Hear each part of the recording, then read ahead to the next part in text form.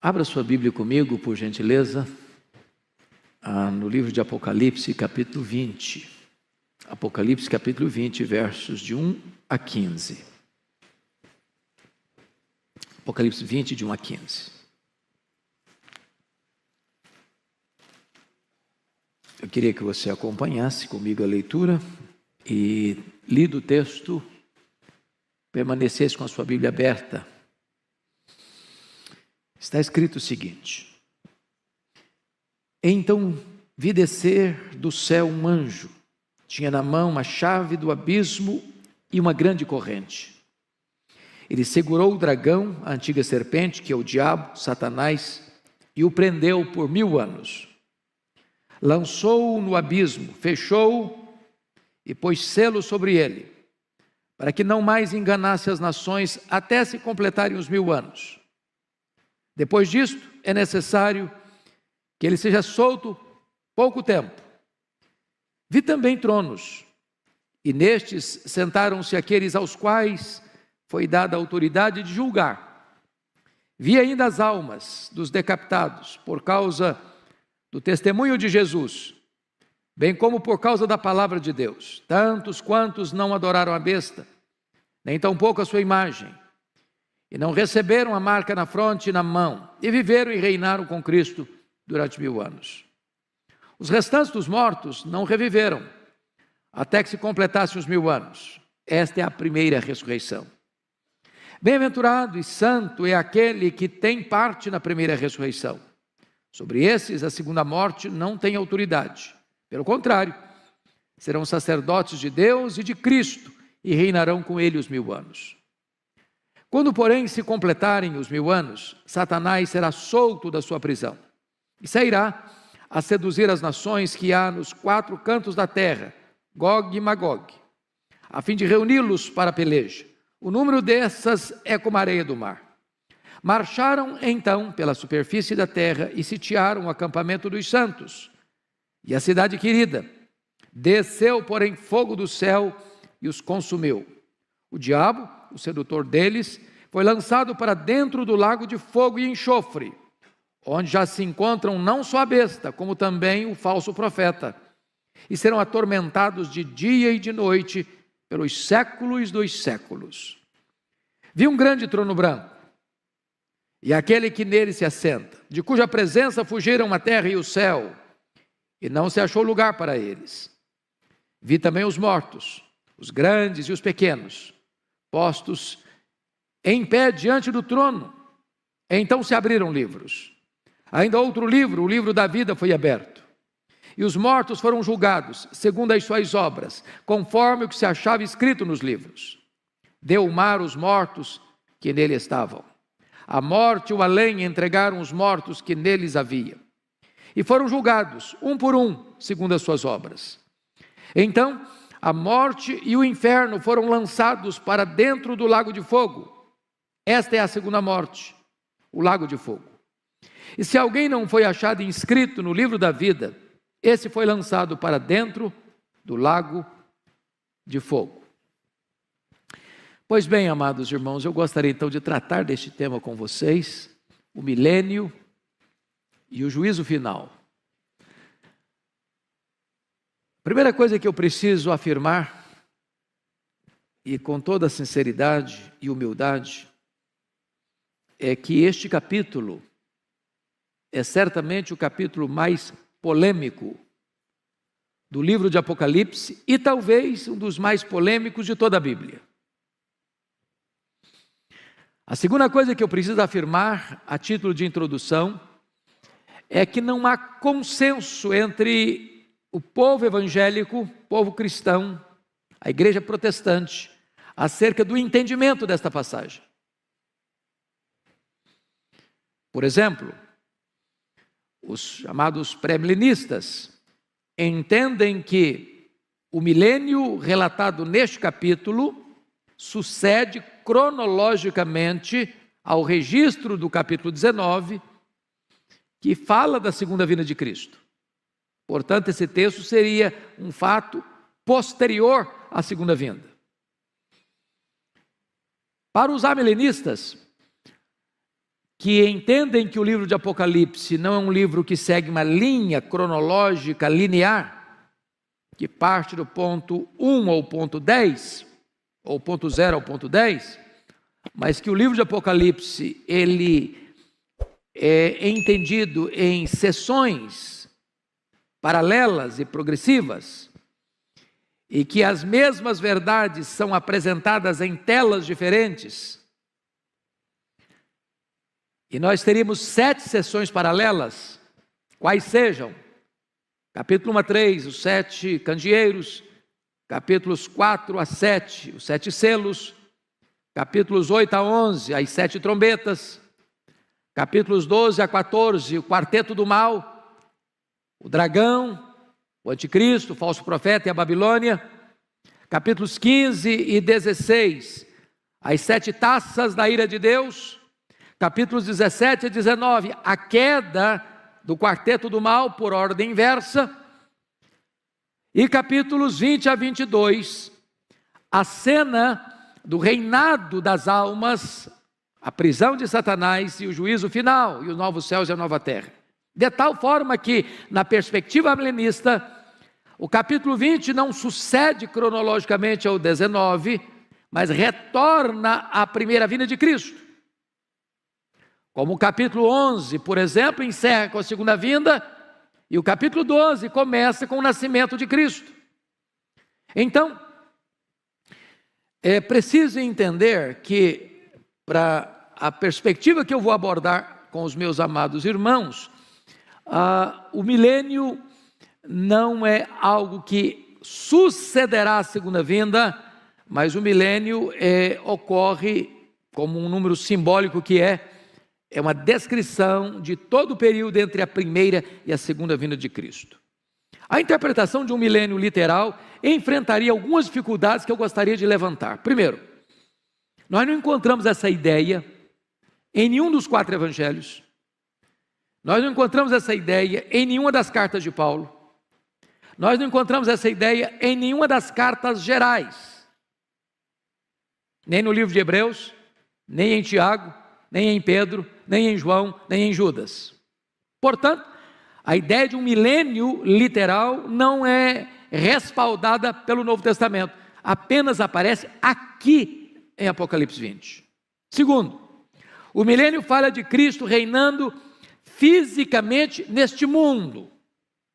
Essa é a ideia que se tem de milênio, quem pensa no milênio literal.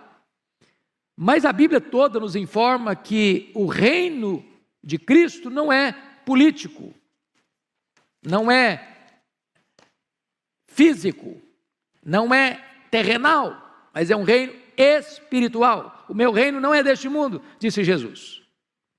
Terceiro, a ideia de um milênio na terra restabelece a ideia da preeminência dos judeus e reintroduz aquela distinção entre judeus, Israel e igreja. E parece-nos que é muito claro isso, e está posto isso lá em Efésios capítulo 2, que agora não tem mais essa distinção entre Israel e igreja. O Senhor Jesus só tem uma noiva, só tem uma igreja, só tem um rebanho, só tem um corpo. Ele é formado de judeus e gentios. Então não tem essa ideia de restabelecer Israel, como se a igreja fosse apenas um parênteses na história. Quarto, a ideia do milênio terrenal ensina que haverá pelo menos 2 ressurreições.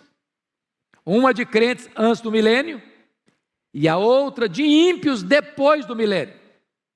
E parece-nos que está absolutamente claro na Bíblia que a ressurreição é única, de crentes e descrentes. Porque está posto lá em João 5, 28 e 29, que os mortos ouvirão a sua voz e sairão dos túmulos, uns para a ressurreição da vida, outros para a ressurreição do juízo. Quando isso se dará? Na segunda vinda de Cristo. E Paulo diz isso: quando ele vier, os mortos em Cristo ressuscitarão primeiro, não primeiro em relação aos outros mortos, mas primeiro em relação aos que estiverem vivos. Então a ressurreição é única e se dará na segunda vinda de Cristo. Quinto, a ideia do milênio cria a grande dificuldade da convivência de Cristo glorificado e santos glorificados convivendo com gente não glorificada. Pense você com um corpo de glória, enfrentando gente indo para o banco, indo no supermercado, enfrentando o trânsito de São Paulo. É complicado. É um anticlímax. Difícil de entender isso. Sexto, como conceber a ideia de que as nações, estando sob o reinado de Cristo durante 1000 anos, de repente se rebelam contra Ele, para declarar guerra contra Ele? É outra situação adversa, para aceitar essa ideia de um milênio literal. E finalmente, todo o ensino do Novo Testamento é que o juízo é universal e seguirá imediatamente a segunda vinda de Cristo. Ele virá, se assentará no trono da sua glória e julgará as nações. Então o juízo final não se dará 1000 anos depois que ele voltar, mas imediatamente na volta dele. Bom, eu gostaria então, dito isto, de entrar na exposição do texto. E peço que você, com a Bíblia aberta, me acompanhe, porque eu quero tratar de quatro quadros distintos aqui. Primeiro, a prisão de Satanás, dos versos 1 a 3. O que significa a prisão de Satanás? Pois bem, amados, a Bíblia fala, lá em Apocalipse capítulo 1, capítulo 9, versículo 1, capítulo 9, versículo 11, capítulo 11, versículo 7, e nesse texto, que existe um poço do abismo, e que esse poço tem uma tampa, e que esse poço pode ser aberto, e que esse poço pode ser fechado, e que esse poço pode ser selado. É o que está escrito aí. Vi descer do céu um anjo, tinha na mão a chave do abismo e uma grande corrente, segurou o dragão, a antiga serpente, que é o diabo, Satanás, e o prendeu por 1000 anos, lançou no abismo, fechou e pôs selo. Agora preste atenção comigo. Esta é uma linguagem, meus irmãos, simbólica. Como praticamente todo o livro de Apocalipse é um livro de símbolos, de imagens, visuais. Você não pode pensar numa besta, por exemplo, com 7 cabeças e 10 chifres. Desenha isso, veja o que vira. Então, são símbolos que têm significados. Se o diabo é um espírito, ele é, porque os anjos são espírito, e o diabo é um anjo caído. Você não prende um espírito com a corrente. Você não prende um espírito e bota uma tampa. O que significa isso? Significa que esse ser maligno, que é o diabo, que é Satanás, que é a antiga serpente, ele tem sua autoridade e seu poder restringidos. Essa é a ideia da prisão de Satanás. Não significa, entretanto, que Satanás está inativo, mas está limitado.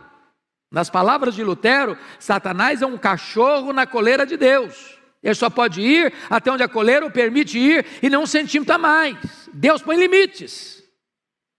Limites. E qual é o limite que foi imposto a ele?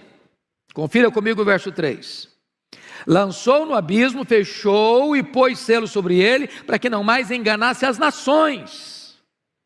Então vamos entender o que significa isso, não mais enganar as nações. Primeira coisa que eu chamo a sua atenção é que, do ponto de vista de hermenêutica, né, pastor Arival, a gente aprende isso no seminário, e aprende nos livros todo dia. que você não explica um texto claro à luz de um texto obscuro, mas você explica um texto obscuro à luz de um texto claro. Eu acho que serve para a teologia e deve servir para o direito também, acredito. A hermenêutica. Não é isso mesmo? Então, a pergunta é: o que é que o Novo Testamento tem a ensinar-nos acerca da prisão de Satanás? Isso tem a ver com a segunda vinda ou com a primeira vinda? Então, chamo a atenção de vocês para alguns textos. Primeiro, Mateus 12, 29. Vocês se lembram lá que o valente, que é o diabo, ele tem uma casa. Ele guarda em segurança todos os seus bens. Que bens são esses? Pessoas. Até que o mais valente, quem é o mais valente? Jesus. Entra na casa, tira-lhe a armadura em que confiava, a panóplia dele, amarra-o e lhe divide os despojos, arranca os bens dele da casa dele. O que significa isso? Que o diabo, Satanás, ao ser preso, ter sua autoridade, seu poder restringido, ele não tem condições de impedir que uma pessoa que Deus escolheu, por quem Cristo morreu, chamado pelo Evangelho, seja impedida de crer no Senhor Jesus. É o Senhor Jesus que amarra o valente, e o fez na primeira vinda, e não acontecerá na segunda, mas na primeira vinda. Lucas 10, 17 e 18, diz que quando os discípulos regressaram, os 70, possuídos de alegria, dizendo: Senhor, os próprios demônios se nos submetem pelo teu nome, mas ele lhes disse: eu vi a Satanás caindo do céu como relâmpago.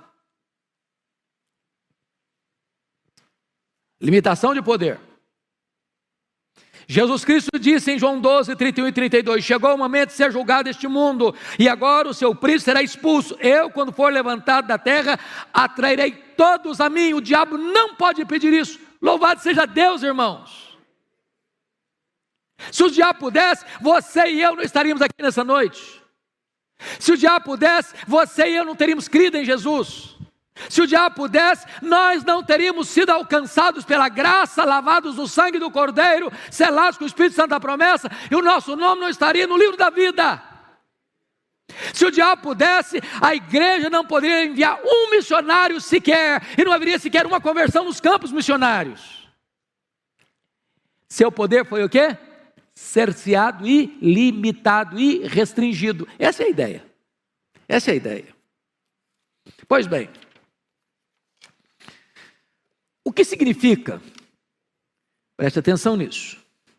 No finalzinho do versículo 3, é necessário que ele seja solto por pouco tempo. O que significa esse pouco tempo em que Satanás será solto depois do milênio? Veja bem, a Bíblia usa algumas expressões para definir esse momento final que vai anteceder a volta de Jesus. Primeiro, a apostasia. Segundo, a grande tribulação. Terceiro, a manifestação do homem da iniquidade, ou do iníquo, que é o anticristo. Quarto, o pouco tempo de Satanás. Essas quatro expressões apontam para a mesma realidade.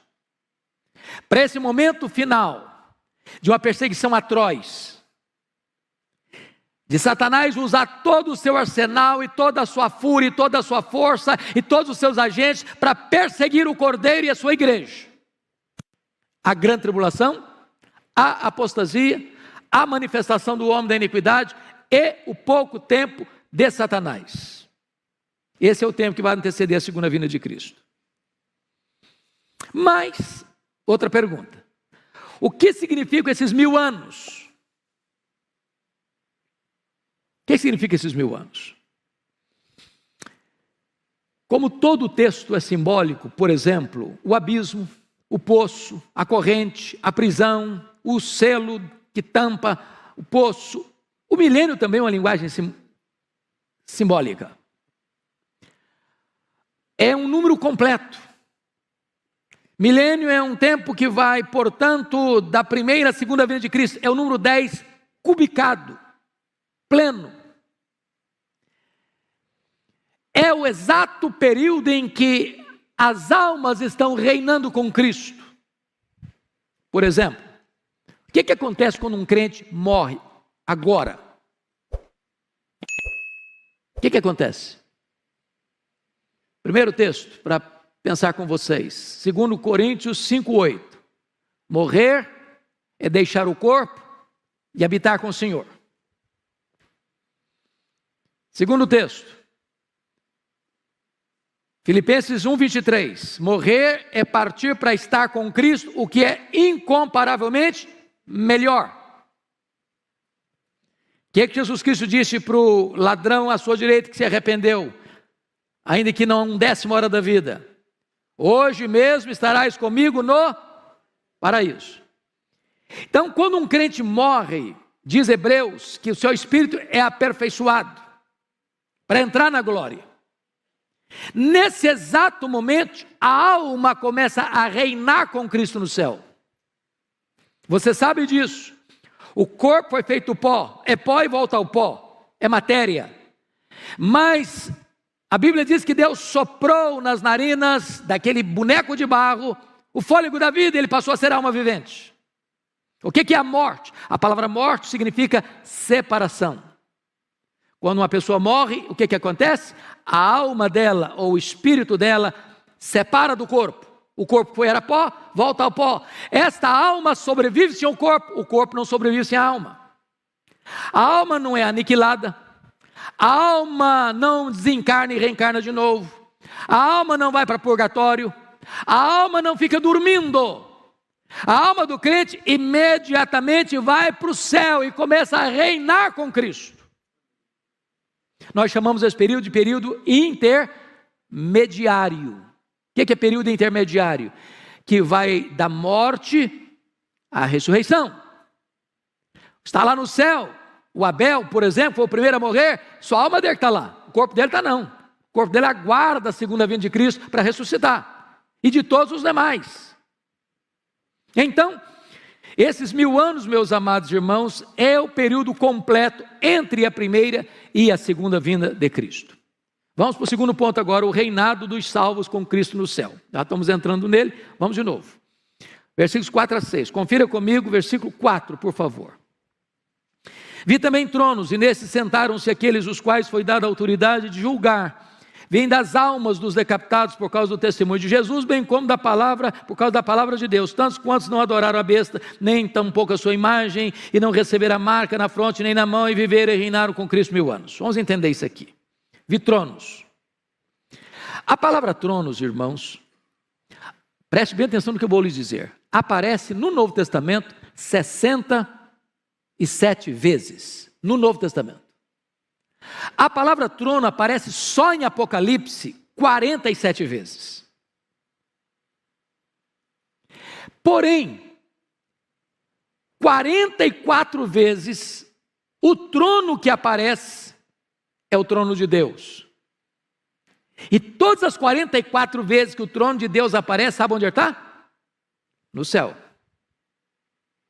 Só 3 vezes o trono aparece na terra. 2:13, 13:2 e 16:10. E todas as 3 vezes que ele aparece na terra, ele é o trono do anticristo e o trono do diabo. Portanto, esse reinado aqui de 1000 anos não é na terra. Não é na terra. Não é um milênio aqui. Ele está tratando desse período em que as almas, não são os corpos, são as almas que estão reinando. Estão reinando. Aquelas mesmas almas lá do capítulo 6, versículo 9, que estão debaixo do altar clamando. Até quando, Senhor? Então é muito importante entender isso. As almas estão reinando com Cristo lá no céu. Abel está reinando com Cristo lá no céu. Seu papai, sua mamãe, seu vovô, sua vovó, que já morreram em Cristo, que já estão com Jesus, estão reinando com Ele lá. Qual é a missão daqueles que estão reinando com Cristo lá? Primeiro, veja você que eles estão assentados em tronos. Versículo 4. Que essa é a verdade bíblica. A Bíblia diz que os santos vão julgar as 12 tribos de Israel. Está lá em Mateus 19, 28. Que os santos vão julgar o mundo. Está lá em 1 Coríntios, capítulo 6, versículo 2. E vai julgar os anjos. Está lá em 1 Coríntios, capítulo 6, versículo 2. E Jesus prometeu à igreja de Laodiceia o seguinte: ao vencedor dar-lhe-ei sentar-se comigo no meu trono, como eu venci, sentei com meu Pai no seu trono. Então você e eu vamos assentar em tronos, para julgar. Julgar quem? As 12 tribos de Israel, o mundo e os anjos. Obviamente os anjos caídos.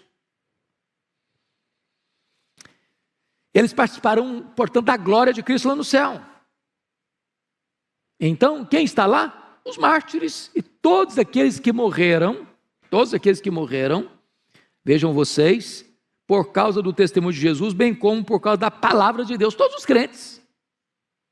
Todo crente que morreu está com Cristo lá no céu, reinando, aguardando certamente a segunda vinda de Cristo, quando haverá a ressurreição, e então um corpo de glória se unirá com esta alma que já está glorificada, para estar para sempre com o Senhor.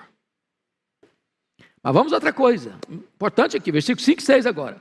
Os restantes dos mortos não reviveram, até que se completasse os 1000 anos, esta é a primeira ressurreição. Bem-aventurado e santo é aquele que tem parte na primeira ressurreição. Que ressurreição é essa? Que primeira ressurreição é essa?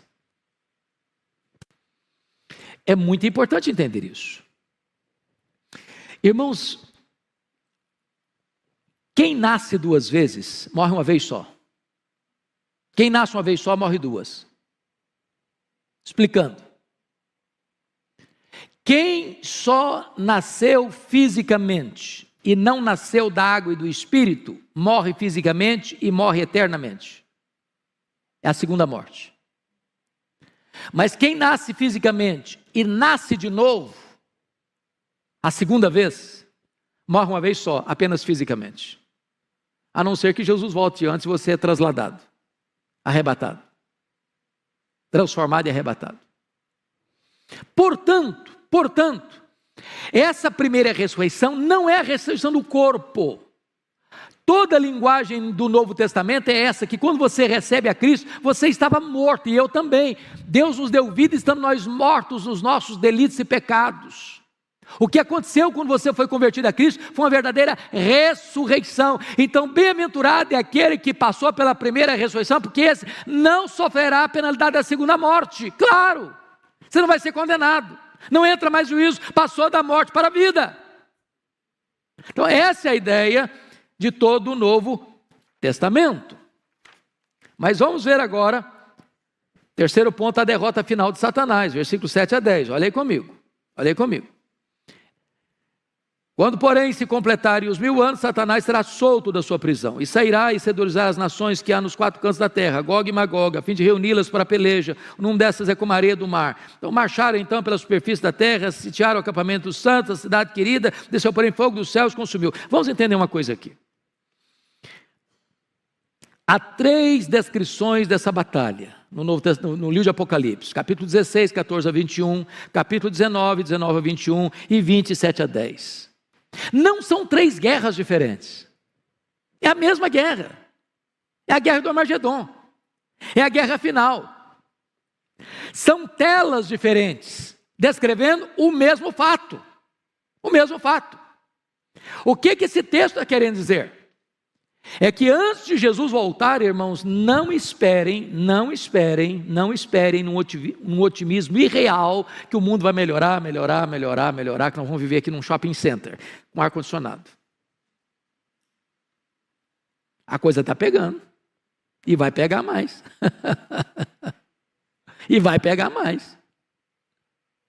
Espera tempo fácil não. Por outro lado, nós não podemos ter um pessimismo negativo, doentio, sabe por quê? Porque a vitória já está garantida.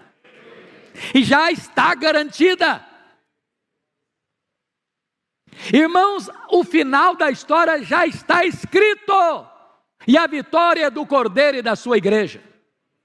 Pode o diabo espernear, pode o inferno se agitar, pode o mundo fazer confusão, pode todo mundo virar e perseguir a igreja, e massacrar a igreja, e torturar a igreja, e prender os crentes, e matar os crentes, a vitória já está selada. Bendito seja Deus. Pois bem, amados, agora vamos para a cena apoteótica da vitória sobre os inimigos, porque veja você que nós estamos falando de telas. No capítulo 19, versículo 20, você está com a Bíblia aberta aí, está a descrição aí da prisão da besta, com o falso profeta. E diz o texto que os dois foram lançados vivos para dentro do lago do fogo que arde em enxofre. Mas como Satanás, o diabo, a antiga serpente, é o maioral dessa trilogia maligna, João aguarda para descrever isso mais no final. E aí olha o que está escrito no capítulo 10, 20 e 10.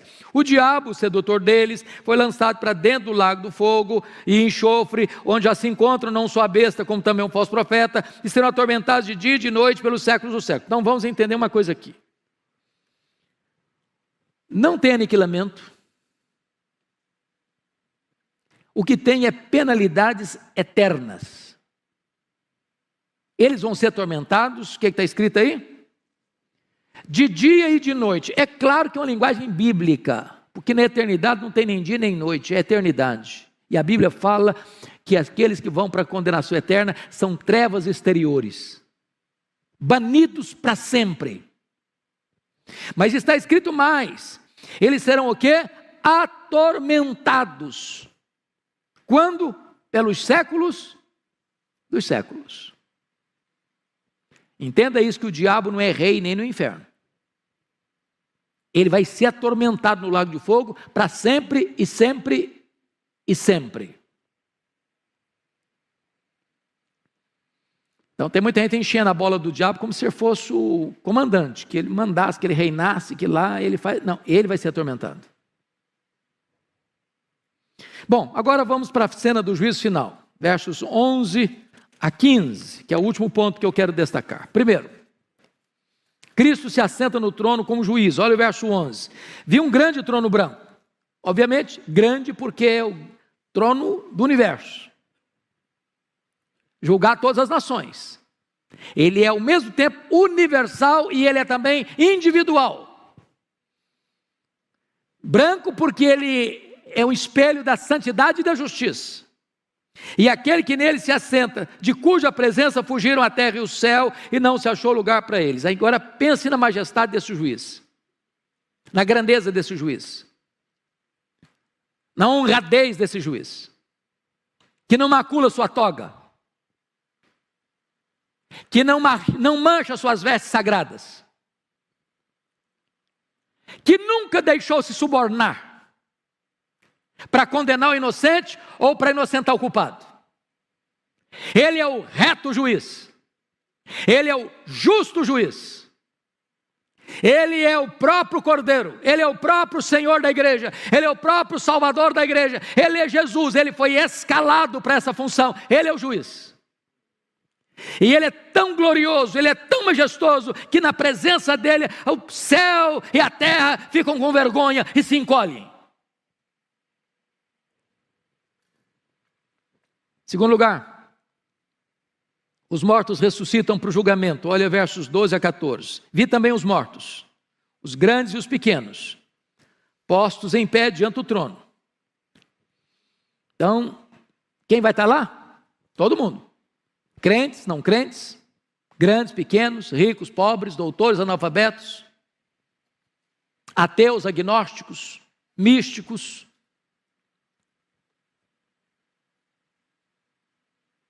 filósofos, pensadores, religiosos, todos estarão lá, de pé, para escutar a sentença. Que mais? Confira comigo. Então se abriram livros, E ainda outro livro, o livro da vida foi aberto, e os mortos foram julgados segundo as suas obras, conforme o que se acha escrito no livro. Então, vamos entender isso aqui, meus irmãos, vamos entender isso aqui. É universal, mas é individual. Cada um vai ser julgado com justiça, porque é o que estiver escrito nos livros. Não vai ter invencionice lá, não vai ter acusação falsa lá, não vai ter, não, mas não é bem assim, não foi isso que aconteceu. Está escrito. Está escrito. O que está escrito? O que está registrado lá nesses livros que vão ser abertos? Primeiro, as nossas palavras. Vamos dar conta no dia do juízo por todas as palavras frívolas que proferimos. Nesse quesito, quem se salva? Ninguém. Deixa eu só fazer um checklist breve e rápido aqui. Alguma vez você já falou mal dos outros? Já espalhou fake news também? Você já xingou alguma vez? Já contou alguma piadazinha meio sem graça? Ficou com vergonha depois, mas contou? Já se destemperou emocionalmente, já perdeu o controle emocional, já falou asneira? Bom, se você falar para mim que nunca, eu vou duvidar da sua honestidade. Então, nesse quesito, culpado. Segundo quesito, vai estar escrito lá no livro. Nossas obras. O que você fez, seu pai não viu, sua mãe não viu, sua mulher não viu, seu marido não viu, seus filhos não viram, seus amigos não viram, seu pastor não viu, sua igreja não viu, nem a lei viu. Você fechou a porta do quarto, apagou a luz. Mas Deus estava lá. Está escrito. Você não lembra mais, mas está escrito. Apagou da minha memória, mas está escrito. Terceiro, então nesse quesito, quem se salva? Ninguém. Terceiro quesito do julgamento. As nossas omissões. Se você sabe que deve fazer o bem e não faz, você está pecando. Diz a Bíblia que se você guardar toda a lei e tropeçar num único ponto, você é culpado da lei inteira. Sabe por quê? Porque a lei exige de você perfeição. Perfeição. Maldito é aquele que não perseverar em toda a obra da lei para cumprir. Então você está dentro da sua casa, não falando mal de ninguém, não fazendo mal para ninguém, cometendo um pecado de omissão. Nesse quesito, todos culpados. Quarto elemento do julgamento, os livros vão ser abertos. Os nossos pensamentos. Deus vai julgar o segredo do coração dos homens. Passam pela sua cabeça mais de 10.000 pensamentos por dia. E se Deus quisesse nesta noite fazer o que fez lá na época de Daniel e botar nessa tela ali o que você e eu pensamos essa semana, nós saímos daqui com a cara coberta de vergonha. Nesse quesito, culpados. Qual é a pessoa que vai ser salva pelas obras? Quem vai ser salvo pelas obras? Ninguém. Ninguém. Mas veja você que então esse julgamento é o quê? Justo. Ninguém vai poder se espernear no tribunal de Deus. Não, eu mereço. Não, eu pratiquei o que é certo. Eu não mereço ir para o inferno. Não, merece sim. Merece sim. É justo. Não vai se tirar o mérito de ninguém. Mas todos são culpados. Todos pecaram e destituídos estão da glória de Deus. Então, vejam vocês que o critério para a salvação qual é? Leia comigo, por favor, versículo 15, vamos juntos? E se alguém não foi achado, escrito no livro da vida, esse foi lançado para dentro do lago de fogo. Mas vamos ler o texto na outra perspectiva. Se alguém foi achado inscrito no livro da vida, esse não foi lançado para dentro do lago do fogo. Bendito seja Deus. Mas como é que o seu nome vai aparecer no livro da vida? É por aquilo que você fez? Não. É por aquilo que Deus fez por você em Cristo Jesus. Você foi salvo pela graça, eu fui salvo pela graça, nós fomos salvos pela graça. Então, antes da fundação do mundo, Deus já sabia isso, seu nome estava lá.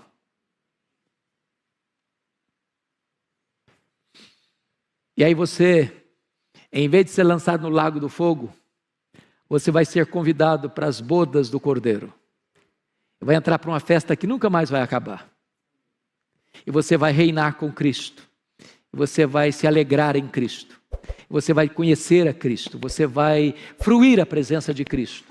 E você vai desfrutar da bem-aventurança eterna. Mas eu quero concluir olhando com você o versículo 14. Então a morte e o inferno foram lançados para dentro do lago do fogo de enxofre. Ou melhor, para dentro do lago de fogo. Esta é a segunda morte, o lago de fogo. Como é que você vai entender isso? A morte é o estado. E o Hades e o inferno, ou Hades, é o lugar. A morte é o estado. O Hades, o inferno, é o lugar. A Bíblia diz que a morte é o último inimigo a ser vencido. E o inferno aqui, que é Hades, preste bem atenção nisso, é exatamente o lugar onde os ímpios são atormentados no estado intermediário. Lembra lá da parábola que Jesus contou, Lucas 16? E o rico, no inferno, estando em tormento, clamou: Pai Abraão, manda Lázaro que molhe o dedo em água e bota aqui na minha língua para refrescar-me. Depois da segunda vinda e do juízo, não haverá mais separação entre corpo e alma, nem no céu, nem no inferno.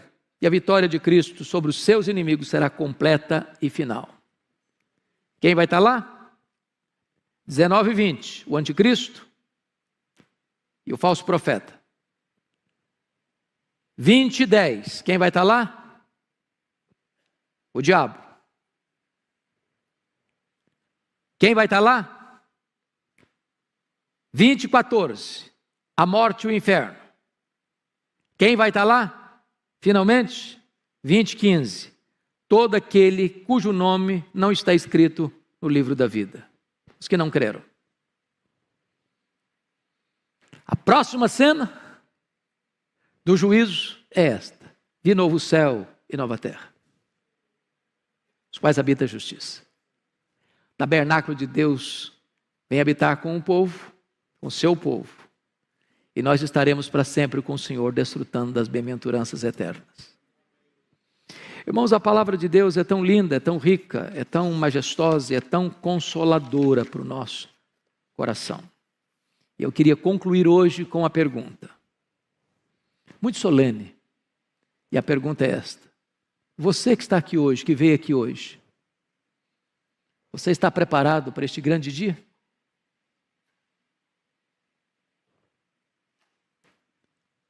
De que lado você estará naquele dia? Segunda pergunta: hoje, agora, você já está debaixo do sangue do Cordeiro? Ou ainda você está debaixo do peso e condenação dos seus pecados? Terceira colocação: hoje é o tempo oportuno. Agora é o momento de você se arrepender e voltar-se para Jesus enquanto é tempo. Hoje, Ele pode ser o seu advogado. Amanhã, certamente, Ele será o seu.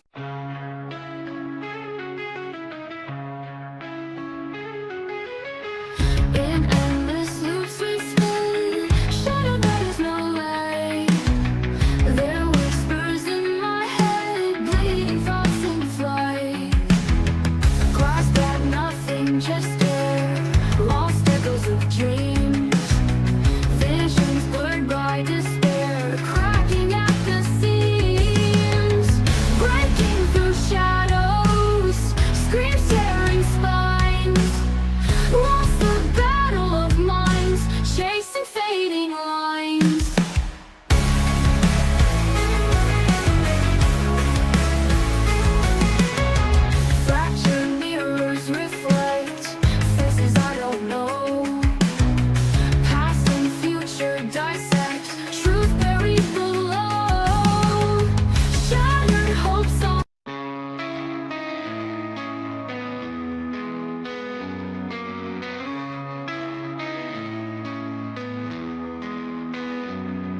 Awake in echoes, strange lights blur.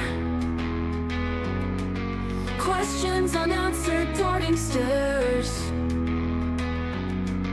Footfalls trailing in empty halls. Shadows whisper on crumbling walls. Solitude's a friend in the broken night, tracing lines of lost dreams out of sight. Faded portraits of the silent past, forgotten faces, conversations that didn't last. Cold winds dancing through shattered panes, heartbeats sync with the pattering.